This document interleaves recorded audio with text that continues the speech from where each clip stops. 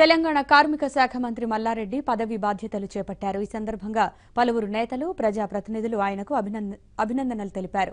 ముఖ్యమంత్రి కేసీఆర్ ఆదేశాలకు అనుగుణంగా కార్మిక శాఖను సమర్థవంతంగా నిర్వహిస్తానని చెబుతున్న మల్లారెడ్డితో మా correspondent Malla Reddy face to face. విద్యా సంస్థల అధినేత మల్లారెడ్డి మొదటిసారి ఎమ్మెల్యే కాగానే అనూహ్యంగా మంత్రి పదవి దక్కించుకున్నారు. ఈరోజు ఆయన కార్మిక శాఖ మంత్రిగా బాధ్యతలు కూడా స్వీకరించారు. ఈ నేపథ్యంలో ఆయన మనతో ఉన్నారు. ఆయన తెలుసుకుని సార్, ముందుగా ఏబిఎన్ నుంచి కంగ్రాచులేషన్స్. ముందుగా ఏంటి ఫస్ట్ టైం ఎమ్మెల్యే కాగానే మీరు మంత్రి అయ్యారు, మీ విజయరాశి ఏంటి? నా విజయరాశ్యం ఏం లేదు. మన పెద్దలు సీఎం కేసీఆర్ గారు, వాళ్ళకు ధన్యవాదాలు. అదే మా వర్కింగ్ ప్రెసిడెంట్ కేటీఆర్కి ఇద్దరికి కూడా ధన్యవాదాలు. ఏది ఏమైనా మన తెలంగాణ వాళ్ళు కష్టపడి 14 సంవత్సరాలు ఉద్యమం చేసి సాధించుకున్నాం మన తెలంగాణ. అదే మాదిరిగా 4.5 years కూడా ఒక ఉద్యమం మాదిరిగా మన తెలంగాణను అభివృద్ధి చేసిండు కూడా మన సీఎం పెద్ద. అదే మాదిరిగా ఎవరైతే కష్టపడతారో పార్టీలో వాళ్ళకి తప్పకుండా వాళ్ళకు మంచి పదవులు ఇచ్చి, మంచిగా మంత్రులు ఇచ్చి, అన్ని ఇచ్చి వాళ్ళతో బాగా పని చేపించి తెలంగాణను బంగారు తెలంగాణ దిశగా తీసుకుపోవాలని ఆయన డ్రీమ్. మీరు సీటు రావడం కూడా మీది చివరి నిమిషం వరకు ఉత్కంఠ. అలాగే మంత్రి పదవి కూడా మీ జిల్లాలో సీనియర్ ఎమ్మెల్యేలను కాదని మీకే ఇవ్వడానికి కారణం. అది మనం కష్టపడుతున్నాము. నాకు కూడా తెలియదు మంత్రి వస్తుందని, నాకు కూడా ఐడియా లేదు. నేను లాస్ట్ దినం దాకా, మండే దాకా కూడా నాకు కూడా ఐడియా లేదు. సడన్గా ఇస్తా అన్నారు. ఒక దినం ముందు చెప్పిండ్రు, అది జరిగిపోయింది. అది అదృష్టంగా భావిస్తున్నా.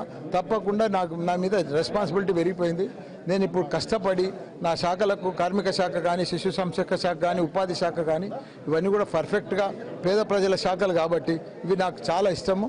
కష్టపడి వీటిని బాగా బాగా బాగా ఛేదిస్తాను కూడా నేను. అంటే ఉపాధి అనేది చాలా పెద్ద సమస్య. ఉపాధికి సంబంధించి ఎలాంటి ఉద్యోగ అవకాశాలకు సంబంధించి కూడా ఎలాంటి నిర్ణయాలు తీసుకునే అవకాశం ఉంది? ఉపాధి చాలా పెద్ద ఎత్తున స్కిల్ డెవలప్మెంట్ ప్రోగ్రామ్, యువతకు చాలా పెద్ద ఎత్తున స్కిల్ డెవలప్మెంట్ ప్రోగ్రామ్ చేసి వాళ్ళందరినీ కూడా పెద్ద ఎత్తున ప్రపంచంలోనే మంచి ఉపాధి కల్పించేటట్టు ప్రయత్నం చేస్తాను కూడా నేను. అంటే ఇంతవరకు మీరు విద్యా సంస్థలు నడుపుతూ వచ్చారు. దానికి భిన్నంగా మంత్రి పదవి అనేది ఎట్లా? అంటే కార్మిక మంత్రి ఇచ్చారు. ఈ రెండు సంబంధం లేని అంశాలు కదా, ఎట్లా చూస్తారు? నా దగ్గర కూడా ఒక 10,000 మంది ఎంప్లాయీస్ ఉన్నారు, టీచర్స్ కానీ వీళ్ళందరూ కూడా.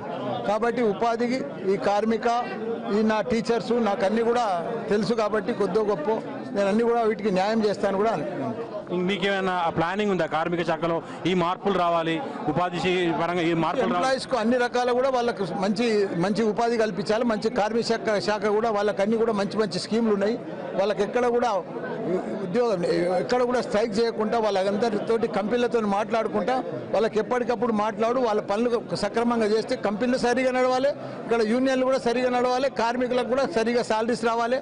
వాళ్ళకి అన్ని కూడా లాకౌట్ చేయకుండా పనులు చేస్తే మన తెలంగాణ వచ్చినాక స్ట్రైక్లు అనేదే బంద్ అయిపోయింది. చివరిగా చెప్పండి, మీరు 65 ఏళ్ళ వయసులో కూడా ఇంత యంగ్ అండ్ యాక్టివ్గా ఉండడానికి కారణం ఏంటి?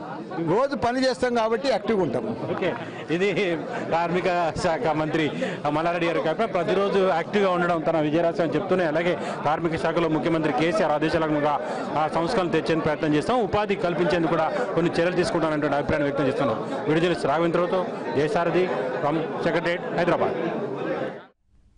వేసవి మొదలైంది. రాష్ట్రంలోని కోస్తా, రాయలసీమల్లో శనివారం ఎండ తీవ్రంగా ఉంది. మధ్యాహ్న సమయంలో వేడి గాలులతో వాతావరణం